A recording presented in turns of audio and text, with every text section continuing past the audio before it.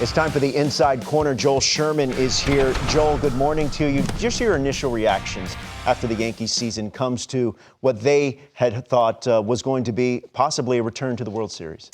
Yeah, it's obviously disappointing because of the larger picture, which is they haven't won a World Series since 2019, 16 years in Yankee years. Multiply 2009. Like 2009, yeah. Multiply it like dog years. That's like 100 years or something for around the Yankees. And so it feels disappointing. I would say this, Flo, and it's probably something not Yankee fans don't want to hear. I actually thought this year's team was better than last year's team. Me too.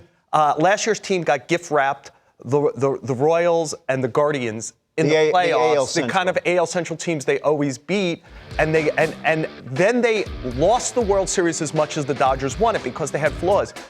The Yankee season, to me, is separated into a couple of different parts. Once they traded for McMahon, their defense became much better. They were not the. I know everyone has the picture of Jazz Chisholm messing up in Game 4, but they were a much better defensive team. They were much bigger threats on the bases. They actually scored more runs and hit more homers than when they had Juan Soto the year before. The starting pitching was as good. The relief pitching wasn't. So I actually thought it was a better team. And because of that, I think that Hal Steinbrenner is going to take a deep breath and say, I extended Aaron Boone in February. They did it for 2 more years. I'll live with that. And Brian Cashman and his group kind of did a good job pivoting away from Soto. I think everyone will come back to the party again. I know this is always the subject at this time of year. Let's stay tuned because I always could be shocked in Yankee land.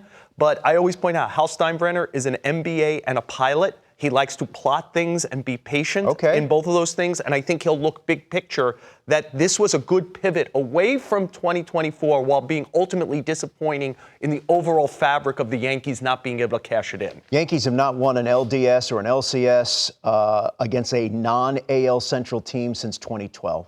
It was against the Baltimore Orioles. Now, they face a better team and they get knocked out. Free agents. There are some questions there. Cody Bellinger can opt out, which I imagine he's will. He's going to, yes. What do you think when you look at these numbers and these faces? So I think everyone up there is, they could live without, except for Bellinger.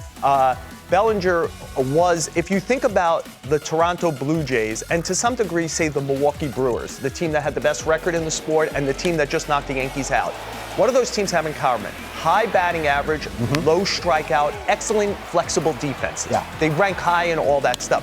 Well, that's Cody Bellinger in a nutshell. He had his lowest strikeout rate this season, 14.7.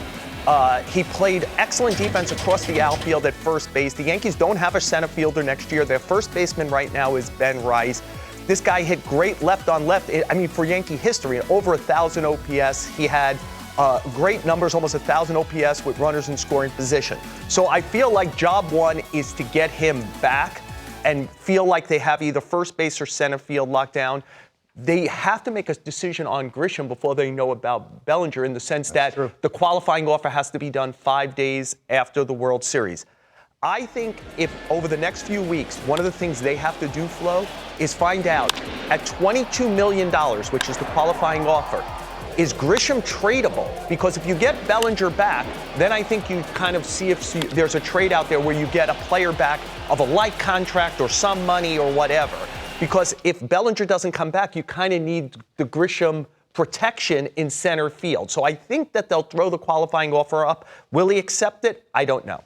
Now, there is, when you look at their young players, it's kind of a mixed bag. You got a lot of positivity from Ben Rice. You liked what you saw from Wells. But Dominguez and Volpe, when you look at young players, the young position players on this roster, what comes to mind? I think that there needs to be a lot of tough love with this group before this offseason. And I think it's 2 separate things. With Dominguez and Rice, it's about defense. I think they've talked seriously, and I think Dominguez is going to go play winter ball this year in the DR. And I think he's got to get a lot of reps in left and a lot of reps in center, because, again, they don't have a center fielder. To me, Dominguez is never going to be the Martian, but he could be a 20-homer, 30-steal, 30-double guy if he's just major league average in the outfield. That's an above – is it a great player? It's not a great player, but it's an above-average player. So he's got to go to the DR to me, and that starts the progression of trying to be major league average. Ben Rice is a hard worker, made himself into a catcher, put on some muscle, made himself into a big power hitter this year. Lots of work at first base. No Paul Goldschmidt next year. He projects as the first baseman. Austin Wells and Volpe, as amateurs and minor leaguers, their calling card was offense. It has not been in the major leagues. Wells is an excellent defensive catcher and will hit homers. That's enough to make you at least major league average or better. But there's got to be some. They just got eliminated by the Blue Jays because of batting it. Like, it's got to be more tough at bats there. And Volpe, to me, this is 3 years of watching this. Yeah. Volpe trying to be Dustin Pedroia and get the ball to the pull side in the air. He hit 19 homers. I would say to him, I'd rather he hit 9 homers and be a tough out and use the whole field. And I think you've got to read a little bit of the riot act. You know how you had to win the job in 2023? 2026, you got to win the job in spring training again over Caballero, Cabrera, whatever else we bring in, and show us that you're going to be a tough out, that you're not an automatic out with 2 strikes, that you could use the whole field in your legs again. I think there has to be some tough love there. What about some other moves that you would explore? And there's one that kind of took me aback a little bit. Yeah, I'm sure that's the one where I didn't suggest the Yankees trade Jazz Chisholm. Mm-hmm. I suggested that you have to at least explore it because he's coming up on his walk year. And it's pretty clear to me the way Hal Steinbrenner sees payroll moving forward and the kind of player this is. You know, there's players you date and there's players you marry. I think you're dating Jazz Chisholm. I don't think they're going to go long. He's a 30-30 player. He has all the numbers that gets along, and the age is right.